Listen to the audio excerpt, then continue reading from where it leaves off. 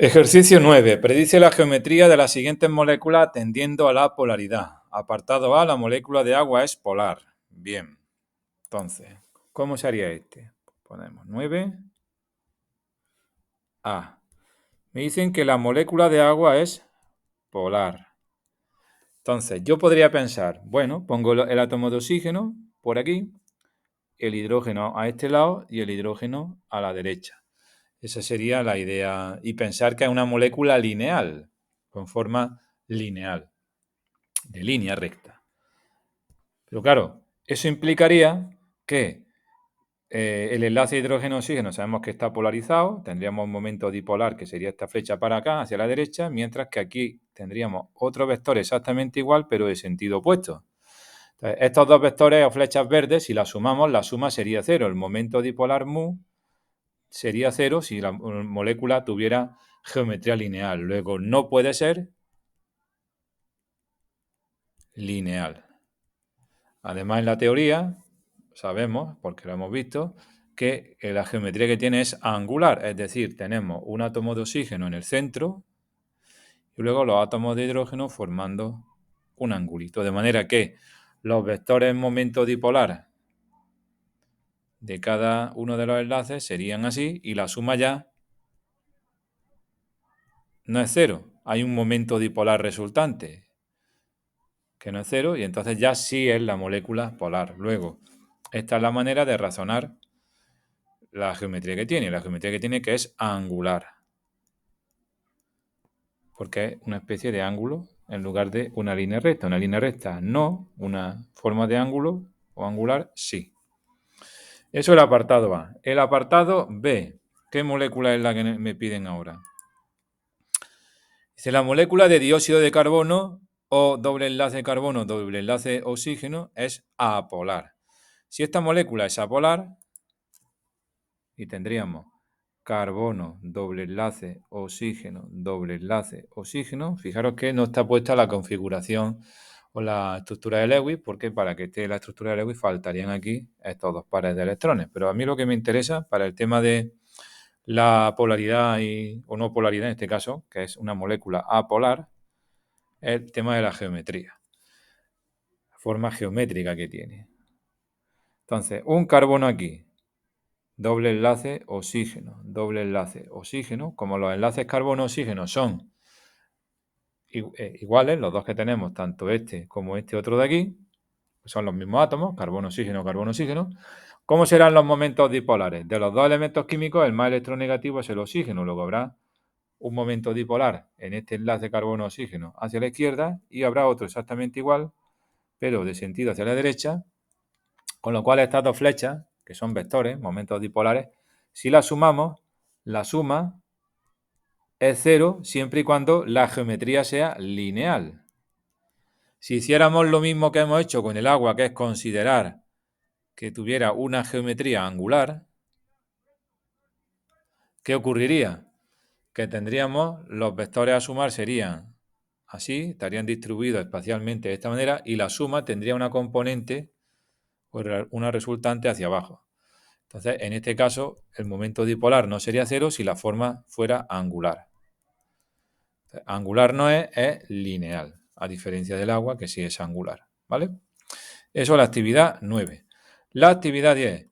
Utiliza la tabla periódica para deducir cuál de los siguientes elementos se polariza negativamente y cuál positivamente.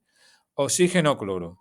Para responder esto es muy simple. Lo que hay que hacer es simplemente, valga la redundancia, nos vamos a la tabla periódica, a esta que tenemos en internet, y buscamos la propiedad electronegatividad. Pincho en electronegatividad para que me salgan los valores. Y me fijo que era oxígeno-cloro. Quiero recordar que era la primera pareja. Exacto. Oxígeno-cloro.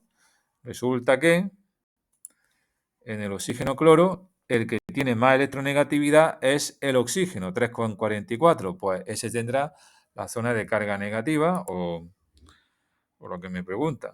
El elemento que se polariza negativamente es el oxígeno y se polariza positivamente el cloro.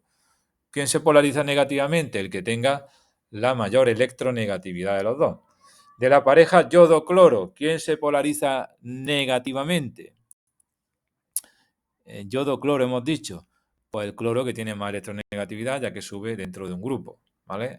No lo he dicho, en el caso anterior, al comparar oxígeno con cloro, el oxígeno está más arriba pero más a la izquierda que el cloro, entonces no está, digamos que si seguir la variación de esta propiedad periódica, electronegatividad, en la tabla periódica no nos sirve, hay que irse a los valores numéricos. En el caso de la pareja cloro-yodo sí está claro quién, incluso sin mirar y consultar los valores numéricos, el cloro es más electronegativo y el yodo menos. De la pareja estaño-fósforo, estaño-fósforo, estaño-fósforo, el estaño está aquí y el fósforo está aquí, pues es más electronegativo el fósforo, siguiendo las reglas estas de variación de electronegatividad, vemos los valores.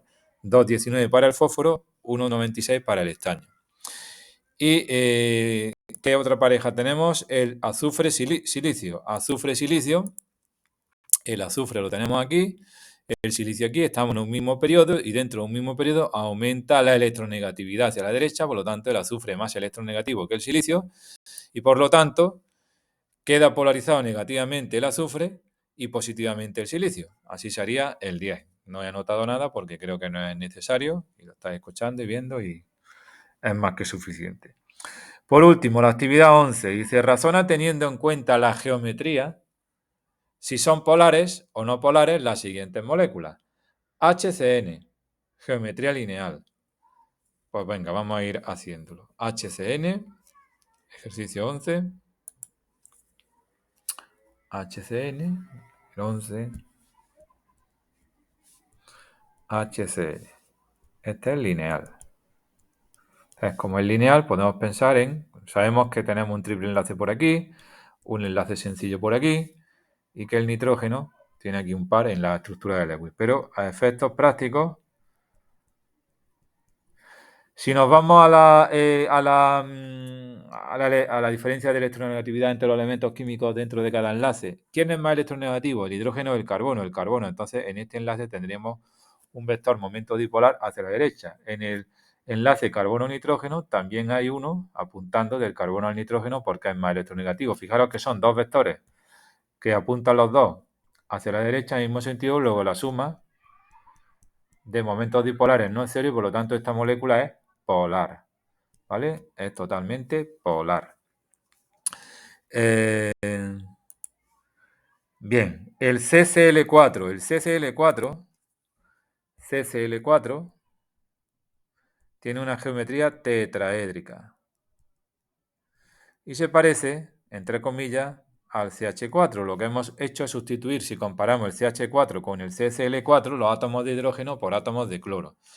En este caso, si hago un dibujo, que yo no dibujo muy bien, pero bueno, vamos a echarle imaginación.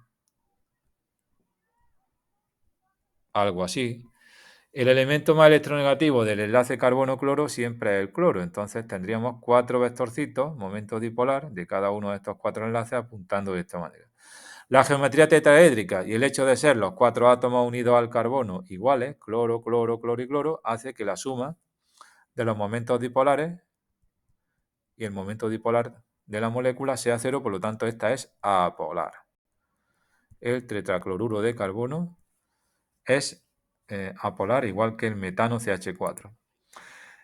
El apartado C, el SO2 que tiene geometría angular, SO2. El SO2 es angular y a esta molécula le va a pasar lo mismo que a la molécula de agua en cuanto a la polaridad. Tenemos azufre, tenemos oxígeno y tenemos oxígeno. Algo así sería, ¿no?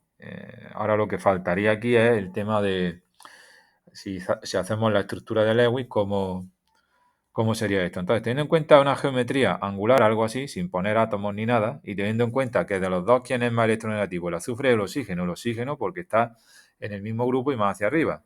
Entonces, el momento dipolar de este enlace apuntaría así y el del otro así. Estos dos vectores, la suma neta, va a ser algo que apunta hacia abajo. Luego, el momento dipolar de esta molécula de SO2 no es cero, es distinto de cero. Es decir, el SO2 es una molécula polar, al igual que el agua. Bueno, este era el apartado C. En el otro no he puesto que esto es el A, que esto es el B. Y nos falta el apartado D. Apartado D, que es la molécula de BF3, geometría trigonal plana. Geometría trigonal plana, que eso podemos pensar o traducirlo a algo más de andar por casa. Triángulo equilátero.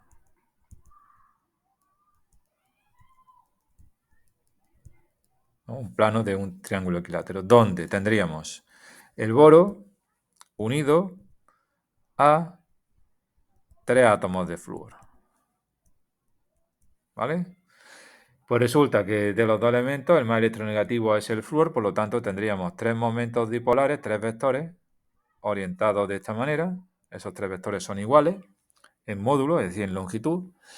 Y ángulos de, ya sabéis que 360 entre 3 son 120 grados. Pues bien, si esto lo descompusiéramos en componentes, sumáramos y tal, la suma de momentos dipolares es igual a 0. Es decir, el BF3 o trifluoruro de boro es apolar, por la geometría esta de triángulo equilátero. Y con esto acabo el ejercicio 11.